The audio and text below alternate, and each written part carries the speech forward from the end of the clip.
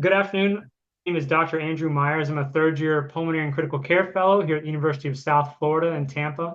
I'm excited to welcome everybody to this journal club sponsored by the section on genetics and genomics at ATS.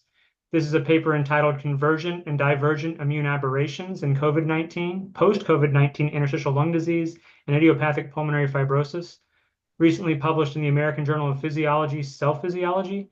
This journal club is being recorded and will be posted on the ATS website. Presenting the article today is the first author of the study, Dr. Bochra Tourki from the Ubben Center for Pulmonary Fibrosis Research at USF's Division of Pulmonary, Critical Care, and Sleep Medicine in Tampa, Florida. Joining us as panelists today will be Dr. Naftali Kaminsky from Yale School of Medicine, Dr. Mark Sala from Northwestern Feinberg School of Medicine, Dr. Joseph Bailey from Northwestern Feinberg School of Medicine, and of course, the final author of the paper, Dr. Jose Harazo Maya from the University of South Florida. We will start our journal club with a presentation of the article by Dr. Tourki, and then move to a question and answer session with our panelists. If you are joining us online and would like to pose a question, please type it into the chat feature of the webinar interface, and we will present it to our panelists after discussion. Now I'd like to hand the floor over to Dr. Tourki. Thank you, Andrew. Just a small correction. My name is Bochra. Bochra, sorry.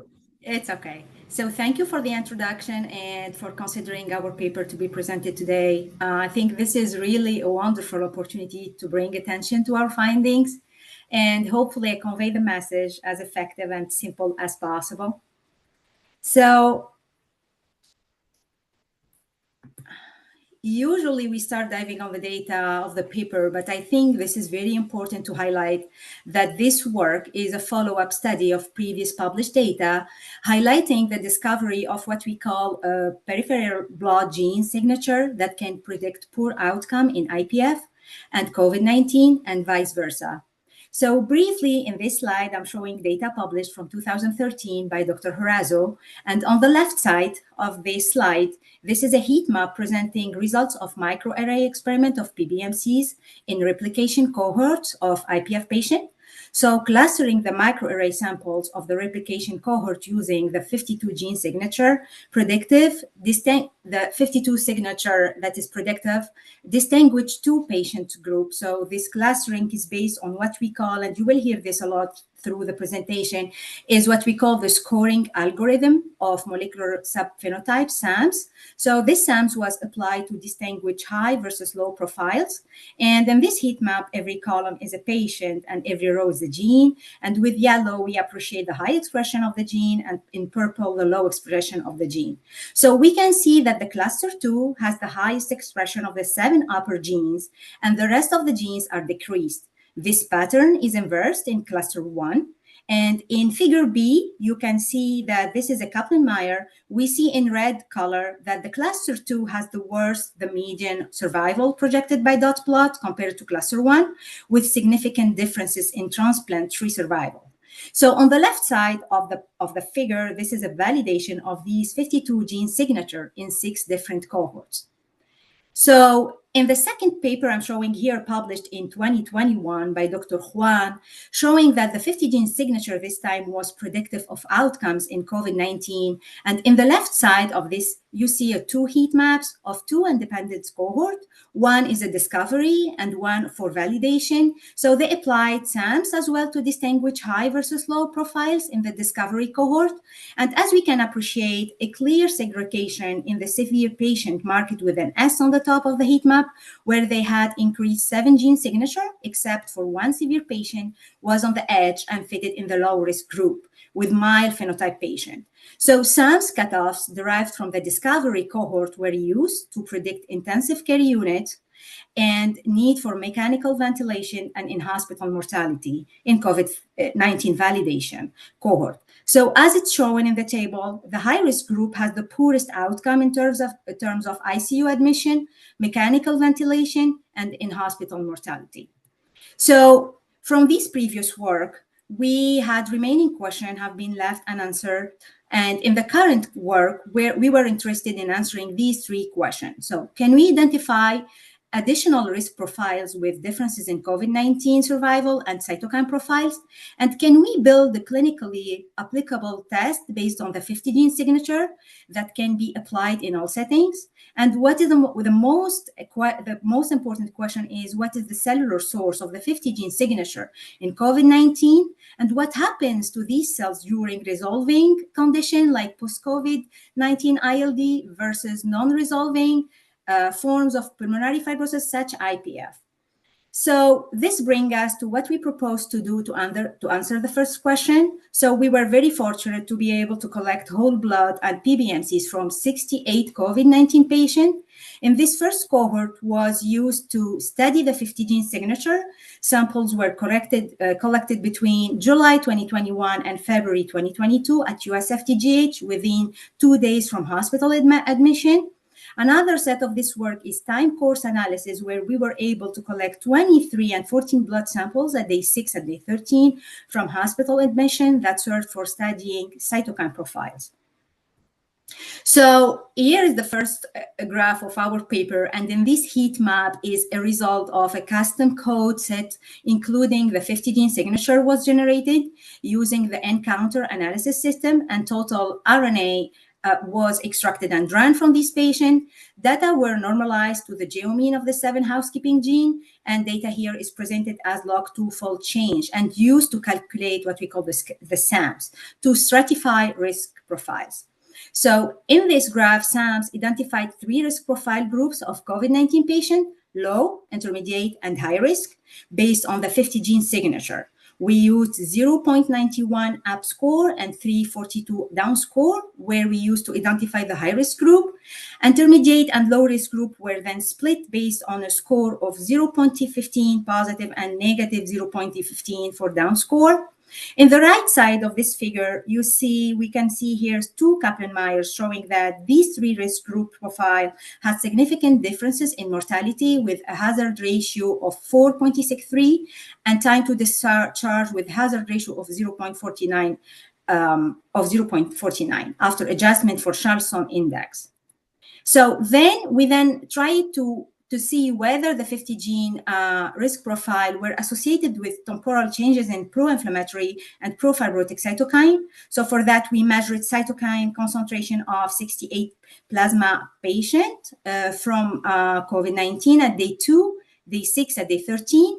Although we did not find any significant difference in IL-6, IP10, SPP1 levels between the risk groups at day 2, which is the first bar of each cluster, TGF-beta levels were significantly increased in the high-risk group in red compared to the low-risk group in green. There is an increase of IL-6, IP10, and SPP1 at day 6, presented by the second bar of each cluster, compared with day 2, which is the first bar of each cluster, and dependent of the 50 gene risk profile. So the high-risk profile patient in red displayed the highest level of IL-6 at day 6, compared with the intermediate and low-risk patient. So the same trend of cytokine levels was noted with IP10 at day 6 compared with the intermediate and low-risk groups, respectively, and similar results were noted with SPP1. So now in terms of TGF-beta level, we observed a drastic decrease of circulating TGF-beta on day 6 in the high-risk group and intermediate, respectively, compared to day 2. By day 13, represented by the third bar of each cluster, most of the studied cytokine trended to go down over time, except for SPP1, which increased on day 13 in patients with high-risk profile. We observed no significant changes in the level of cytokine studied in the low-risk group over time. So next, we sought whether we could validate the existence of 3 risk profile of patients with COVID-19 with increased risk of mortality and poor outcomes in a totally separate cohort when using the 7-gene RT-qPCR test. Through our collaboration, we were able to have 141 blood samples from hospitalized patients with COVID-19 at USFTGH that were collected, and then the gene expression of the 7-gene signature was measured. So as it is shown in this heat map, 3 risk groups, low, intermediate, and high, were depicted. These groups were split by the UP score based on the tertiles. On the lower panel, two Kaplan-Meier of time to death and time to discharge by day 60 in hospitalized patient with COVID-19, and our 7-gene signature test confirmed the presence of a 3 endotype of COVID-19 with significant differences in mortality by an HR hazard ratio of 2.38 and time to discharge alive HR 0.60. So with this data in mind, we demonstrated the presence of consistent 3 genomic risk profiles of COVID-19 patients with significant differences in survival and cytokine profile by 2 different methods and 2 separate cohorts. So then now we reach to the next question: what is the cellular and molecular biology behind these transcriptomic changes? And what is the situation when it comes to post-COVID-19 ILD, that they survived COVID compared to progressive forms of fibrosis such as IPF disease? So for that, we used the third cohort where we studied single-cell RNA sequencing. We included 3 admitted patients with COVID-19, 5 patients with post-COVID ILD, 6 patients with IPF, and 4 healthy controls. So patients with post-COVID-19 ILD were enrolled with an average of 7 months from COVID-19 diagnosis. These patients developed pulmonary sequelae, post-COVID-19 defined as clinical symptoms with abnormal radiographic findings of interstitial lung disease and DLCO less than 70. So here what I'm showing is in this table is the clinical and demographics data of the patient included in the study. No significant difference between DLCO or FVC between post-COVID ILD and IPF patient used in this cohort were observed. In the lower panel, through this stacked bar graph, I am highlighting all immune cell clusters that were identified based on the expression level of different markers by reference to COVID-19 and IPF atlas. So in terms of cell proportion, we clearly see an increase of classical monocyte and platelet and decrease of T cells in COVID-19 samples compared to the control group.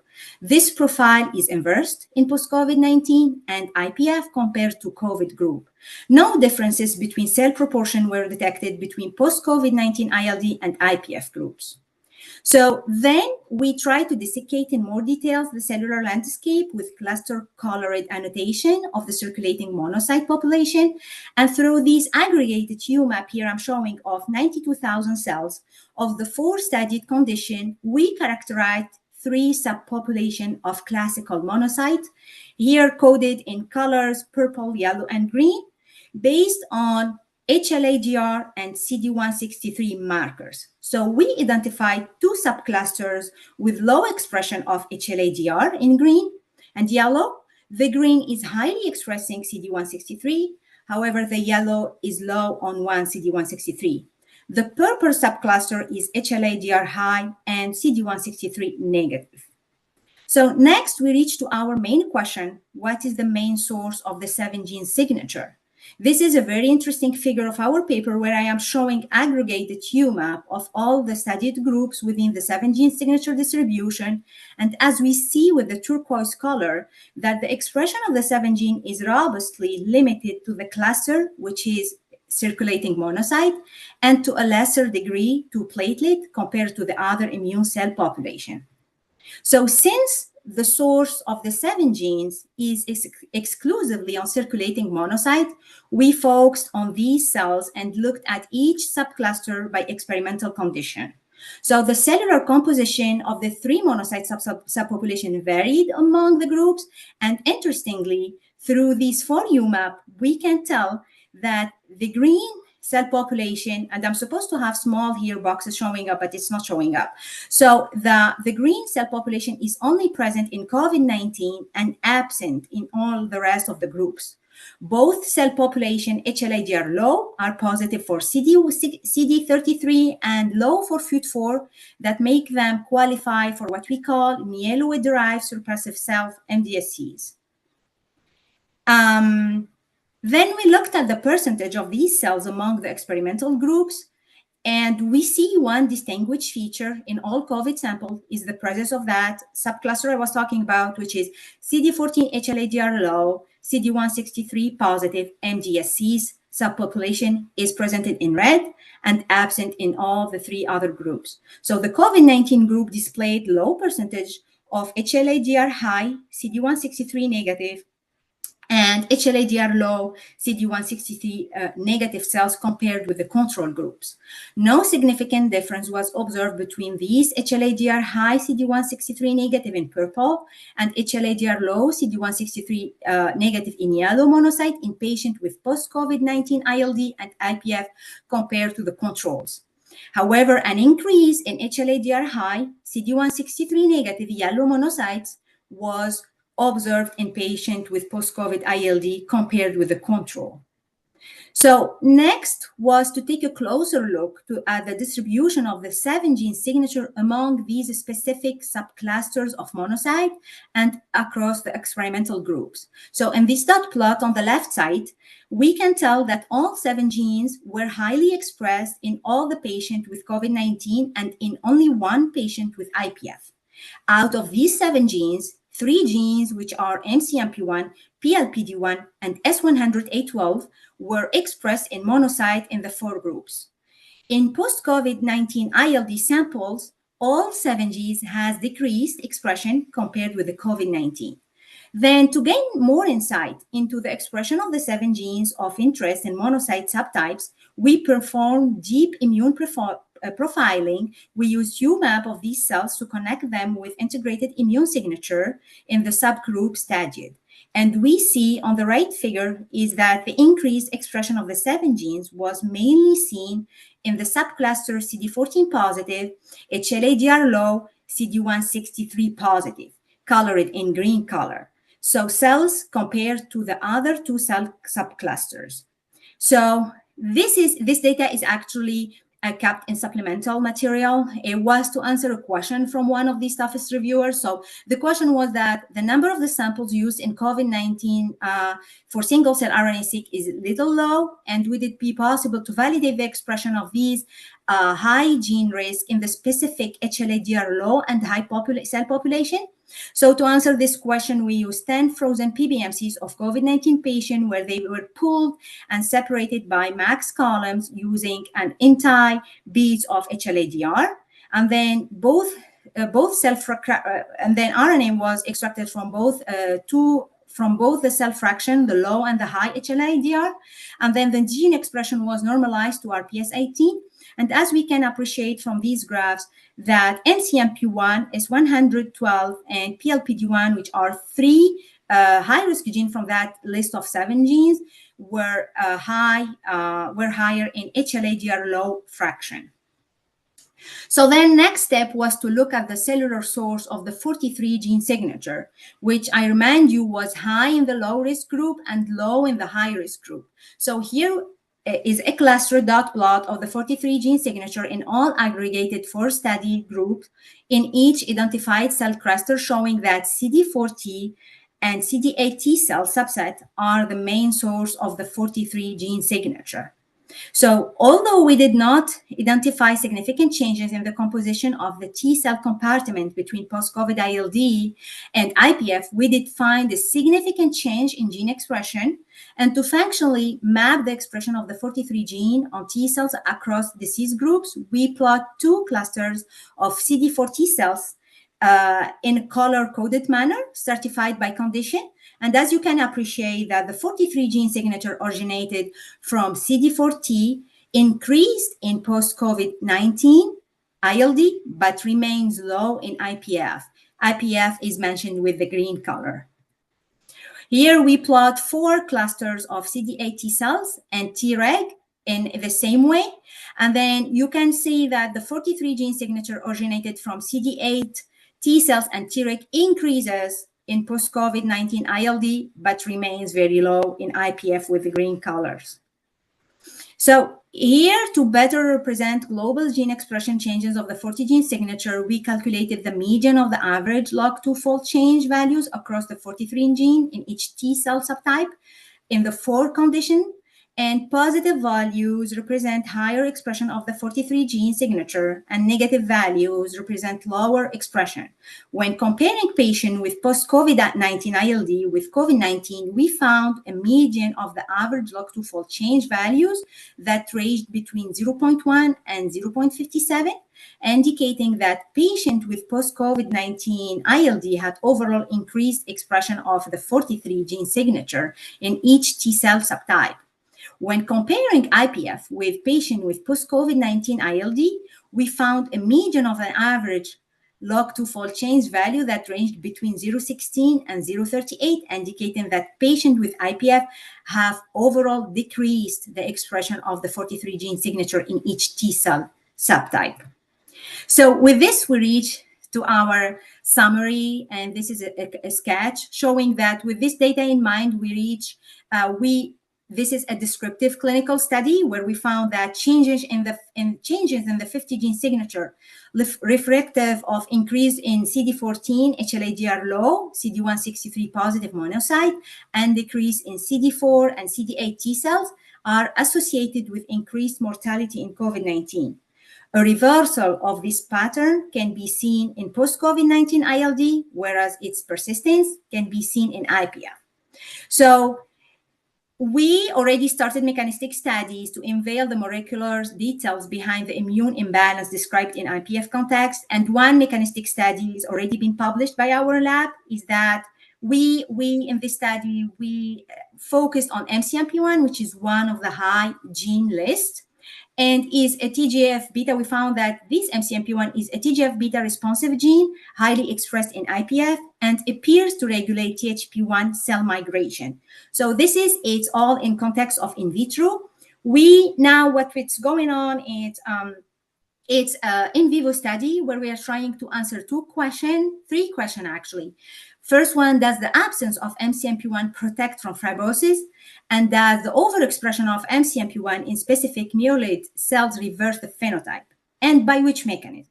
So to answer this question, we conducted the experiment in global knockout and transgenic inducible knock-in mice. And to induce fibrosis, we related to day 21 time course bleomycin model, where both strains of mice were injected of bleomycin or saline with their respective control group. At the RNA level here, as you can appreciate, the collagen levels was lower in the knockout group with purple color compared to the MCMP1 wild-type group, which have higher collagen in blue color. And then you can see that there is an increase of COL1A1 in the red group, which is the knock-in mice induced by tamoxifen. So we can see the same trend with TGF-beta serum levels, and then also with hydroxyproline content in the lungs. So here on my right result, on my right side of the figure is an RNA single cell sequencing where we run differentially gene expression in the cluster of macrophages. So this is lung of day 21. We used 4 mice per group, and they are both treated with bleomycin. And then what I'm showing is in this dot plot is the log2 fold change of wild-type bleo by knockout bleo of 11 genes. These genes are statistically significant and with FDR adjusted to 10%.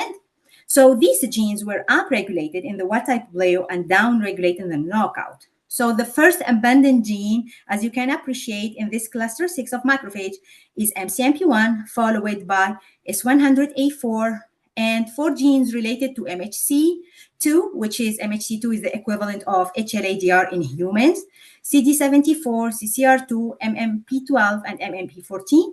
So what is the data suggesting is that it might be that MCMP1 is regulating MHC2 expression. This is a simple speculation based on this data, and we need a more comprehensive data set to be able to confirm and validate this hypothesis. So with this one, I reached to my thank you slide. So this work couldn't be achieved without the great teamwork and spirit of these people in the picture. So on the left side, this is where we started, our small team. And in the middle is Alisa, who collected all the blood for this COVID paper. And then in the end side, Carol, where me and her, we worked closely on single cell experiment. Now, the picture next to it, you see that we are growing. This is our current team members. In this white shirt is Theodore. He's a contributor on this paper. He has done all the Kaplan-Meier analysis. Zainab, here in peach color, she helped with answering the reviewer. And here on the right side, these are our collaborators at UASA, from where we got the second cohort is Dr. Kami Kim and Dr. Izet Vera. And then we couldn't do this work without the UBEN fund. And this is a picture of Dr. Harazo with a couple, with UBEN couple. So thank you so much. And I'm more than happy to take any questions. Well, I got the video working. I turned off the audio. So sorry, guys. That was great, Dr. Tourki. Thank you so much. Before we get to the discussion portion, I wanted to remind everybody, feel free to put any questions that you have in the chat box. To start the discussion, I'd like to pose a question that's a little more translational, perhaps.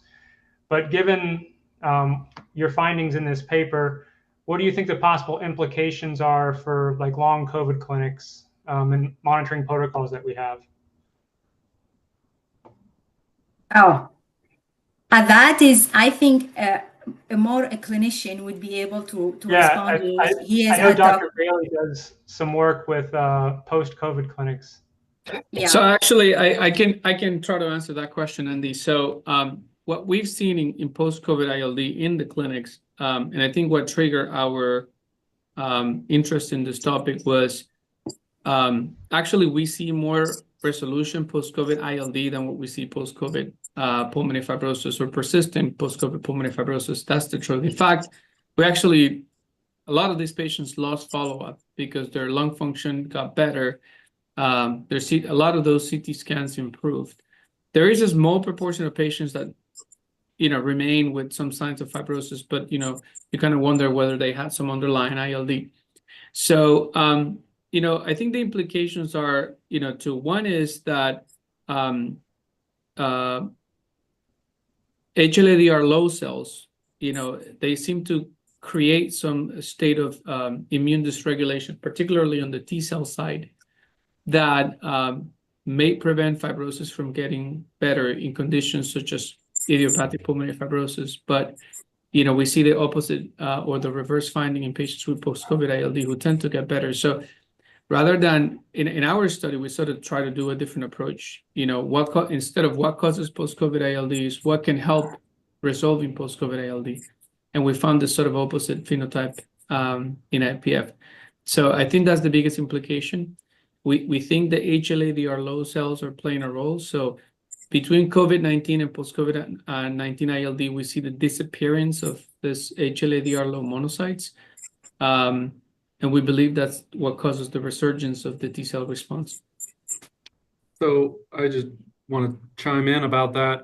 The question that really came to my mind as somebody who does also see a decent number of people suffering from lung disease after their COVID infection, and I certainly agree with what you kind of sketched out, that nowadays the amount of post-COVID ILD has really tapered off, right? It used to be something that we saw quite a lot of in 2021, 2022 with very severe acute infections, now seeing much, much less of it. But the question that has really been coming to my mind and our group's mind here at Northwestern has been about, what triggers that recovery process, what causes certain people to recover so nicely and have a pristine 6-month CT scan, and some people to have that post-COVID ILD, persistent ground glass changes and fibrotic changes. And so my question was about this kind of resurgent 42th gene signature that you kind of outlined there in that progression from acute COVID to post-COVID ILD. How can we think more about what's triggering that? How best, something I've been really thinking about in trying to set up studies, what's the best time point to evaluate that? It varies so much from person to person. Do I do it at 1 month? Do I do it serially, a weekly basis? What is the right way to kind of understand that resurging process and that recovery process? I think that's a great question. I think, you know, what we see and we think, you know, we're trying to prove it is that HLA-DR low monocytes, which are immunosuppressive in nature, they tend to disappear over time in patients with post-COVID ILD. And that, we believe, leads to the resurgence of the T cell response. It's possible that in some of the patients where the fibrosis persists, maybe because they actually have higher counts of HLA-DR low monocytes. We actually have a paper that we just resubmitted to ERJ showing increased HLA-DR low monocyte counts in patients with IPF, and that might explain why they sort of have persistent pulmonary fibrosis. So this is something that you may want to look in your patient population. What are the HLA-DR low monocyte counts? And, you know, do they persist high in those sort of post-COVID ILD patients? And, you know, with regards to the time point, we believe that this is triggered by alveolar epithelial cell injury, right? The difference between COVID-19 and IPF is the epithelial cell injury in COVID-19 is abrupt, right? And it sort of fades away when there's viral clearance. But in IPF, it's repeated, right? You have repeated cycles of alveolar epithelial cell injury. One question I had is, you know, is it possible that patients with multiple COVID infections or repeated COVID infections, right, which can be symptomatic or asymptomatic, are triggering that sort of persistent immune dysregulation? So that's another question, right? Did these guys had one COVID, or have they had other, you know, other infections? What's causing this sort of recurrent alveolar epithelial cell injury that's triggering this sort of systemic immune response? Yeah, just a second. Dr. Bailey, he highlighted the 43 gene signature, but actually we forgot the point that in post-COVID ILD, the 7 gene signature of high risk is really decreased. So it might mean that's why he the loss of related the to suppressive cell leads to the resurgence. Yes. Exactly. Yes, Yeah. correct. So how much of it, this is really great work and really exciting walk through from a clinical question into single cell and signature delivery in a really in an elegant way, and also leading sort of the new discovery. I'm fascinated by the HLA-DR lows, and in general, how much are they an epiphenomenon and how much are they a driver? So you may argue that a lot of the shifts in the immune response that happen in fibrotic lung diseases are the result of things happening in the lung and are the result of signals driven by lung resident cells. And some of these other phenomena, be it whatever, there's PP1, fibrosis-associated monocyte-derived macrophages, or the HDR lows, may be just a response to an environment that does a lot of things. And in some way, that would be a better interpretation if they disappear when you're getting better. Maybe it's because they disappear because you're getting better, not the other way around. So how would you address that? I know that that's the sort of easiest interpretation, that is an epiphenomenon, but I actually think is more complex, right? And I'll give you a couple of examples. One is Victor Tanicle's group just published an JCI paper where he shows that increased CTLA-4, that, you know, is the T cell costimulatory markers. When these cells are increased expressing CTLA-4, there's more fibrosis resolution in mirror models. And then you also have the example of low-dose pembrolizumab, right, which can also treat murine pulmonary fibrosis, PD-1 ligand inhibitor. So I think there is some evidence to suggest that increased T cell responses may actually improve pulmonary fibrosis, at least in mirror models. And then on the other hand, you know that immunosuppressive therapy in IPF increases mortality, right? So, and we know that these cells are T cell depressors, the HLA-DR low monocytes. So I think you're right. I think we need to sort of define the precise mechanism of how this happens, but I think there's a tight connection with increased T cell responses and resolution of pulmonary fibrosis. Now, how much do you think what you found is really, and I'll say my bias, I'm really, I'm not the COVID exceptionalist, I think we were hit by a virus that we didn't have an immune response Right. and a dysfunctional public health system, which will happen to us probably again in 8 months from now. And we saw a lot of epiphenomena just because of the amount of patient treated. So if you have millions of patients affected, even a rarer side effect of ARDS, which is fibrosis, becomes common. Right. So how much of, I'm not saying this to reduce the value of your results, but actually to highlight, because how much of this could be actually universal to severe viral pneumonia or other things, So is this a more of a general immune mechanism? Well, I mean, I think it, I think the reason why we see it in sort of diseases that can affect alveolar epithelium can be present. In fact, in sepsis, HLA-DR low cells have been found to be predictive of mortality as well. So I think this isn't necessarily a mechanism that's sort of related to COVID-19 or pulmonary fibrosis, but clearly this dysfunctional monocytes are associated with increased risk of mortality, whether that's sort of direct towards the lung itself or it's more of a systemic immune response. I can't answer that question because, as a pulmonologist, I focus on the lungs, but certainly an area of future research. But I'd like to hear what Mark and Joseph think as well. Yeah, I mean, I think time will tell. I mean, I think we're kind of, I share Naftali's universality of kind of the COVID was a virus that, it's a lot of these phenomena may be shared among many injuries to the lung and a lot of some patterns that thankfully, this sort of work would therefore be able to extrapolate to many different conditions, and that would be wonderful in that way. I actually wanted to ask you a question that, Bochra, about the notion that, and this is not meant to be critical, but actually something we all have to address in a data set like this, where you're collecting human samples under different, your kind of disease control fashion. And I wonder, one of the things that differentiates some of these patient groups, and I wonder if it would influence the results at all, positive or negative, is a lot of the folks with COVID-19 that you have here who are in hospitals got steroids. And that was the only thing at that time that actually helped them besides throwing them on their tummies, right? And so my question is, that's not something we would normally do with IPF, you see.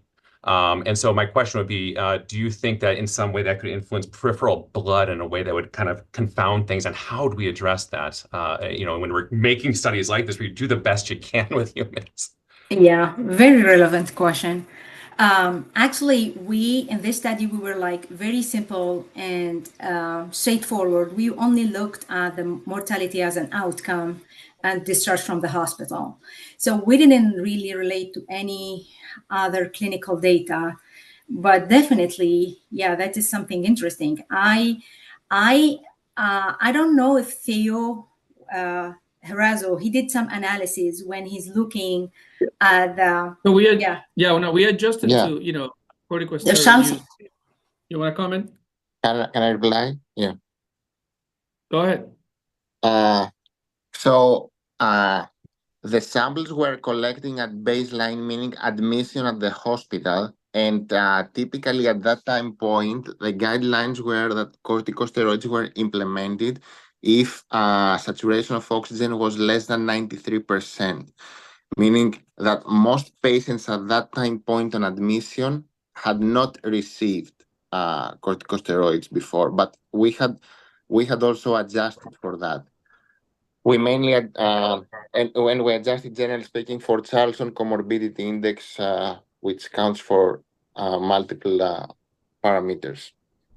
So Mark, and as a follow-up, I remember when we first showed this data on the 52 gene signature in IPF in the podium and ATS, I got killed with questions about the use of corticosteroid therapy. And I don't know if you remember, Naftali, we actually had to do the same analysis in IPF in patients who took corticosteroids and in patients that didn't take corticosteroids, because the first paper was 2013, right? And the practice back then was still to give corticosteroids to some of the patients. So I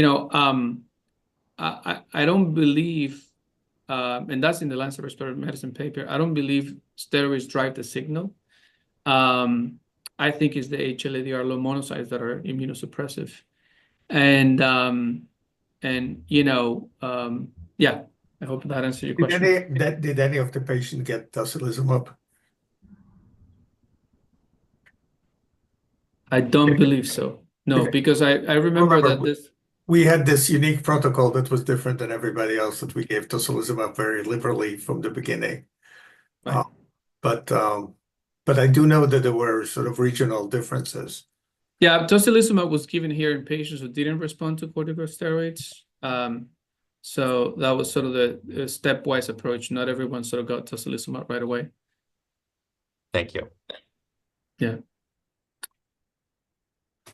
I think I would just add, I think everybody who does research on this field in some way is hoping that that the findings that we're learning about lung biology are relevant to other infectious processes.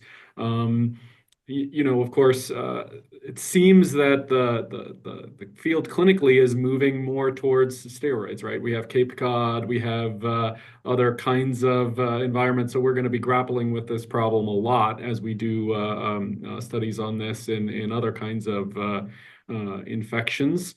I'm just wondering, since this, I'm sure this question will come up in the future. Are you planning to investigate this in influenza or the other infectious pathogens that are relevant? Yeah, that's a great question. In fact, I think today we shipped some of the. We shipped the mice. Yeah. To knock out and knocking mice to Charles de la Cruz in University of Pittsburgh. He used to work with Naftali and myself, actually, and he does a lot of the influenza and bacterial pneumonia models, because we believe that MCMP1, which is one of the genes of the signature, is a key regulator of the HLA-DR subphenotype.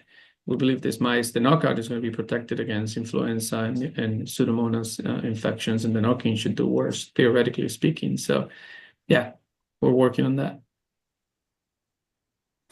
It's hard to study like every gene, so we just pick one. Hey, you only have 50, so you got some more work cut out for you after you finish this one. Right. I'm not intelligent enough to know the answer to this, so I'm gonna just put it out there. Are these the monocytes that would be ontologically the same as those that are infiltrating as a monocyte profibrotic phenotype that we would see in the lungs? And if so, does that kind of reiterate sort of this kind of question of, is one of our main goals then either targeting monocytes or trying to really repair the epithelial barrier early on there after an injury like this to prevent more downstream problems? So based on go ahead, Bochra. Yeah, so based on single cell data that we got from these knockout mice, we can tell 100% they are the one monocyte derived.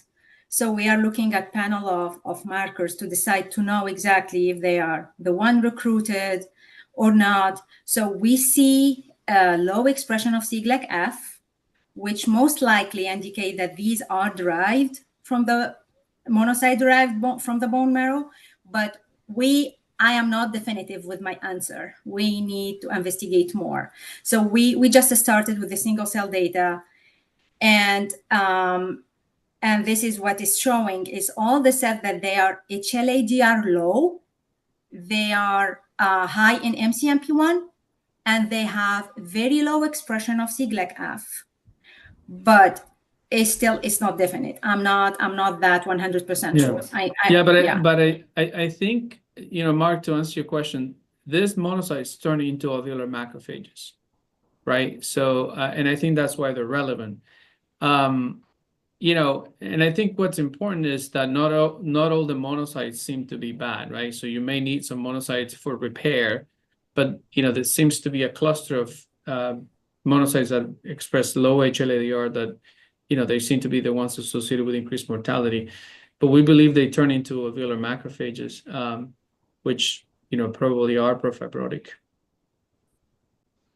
So the goal, looking forward as far as, post-COVID ILD, I think like everyone has said has become less over time over the past couple of years. But it is something that we, if we had a new pandemic, next year that was influenza, I think from listening to what everyone is saying here, it's probably going to be at least somewhat relatable to what we've seen in COVID-19. Is that a fair thing to say, or no? Naftali, what do you think?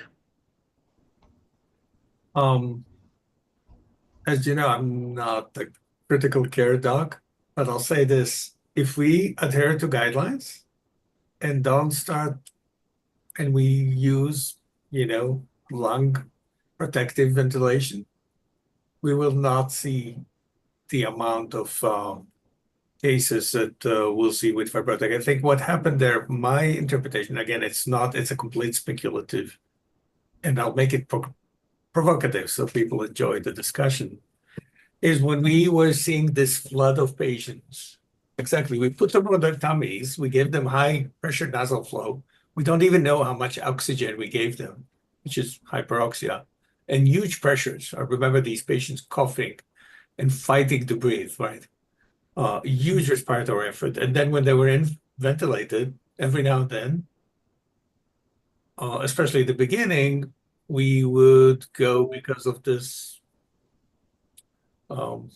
reports of different types of ARDSs there. And I found myself in a weird Twitter fight about this, which completely had no reason to be in.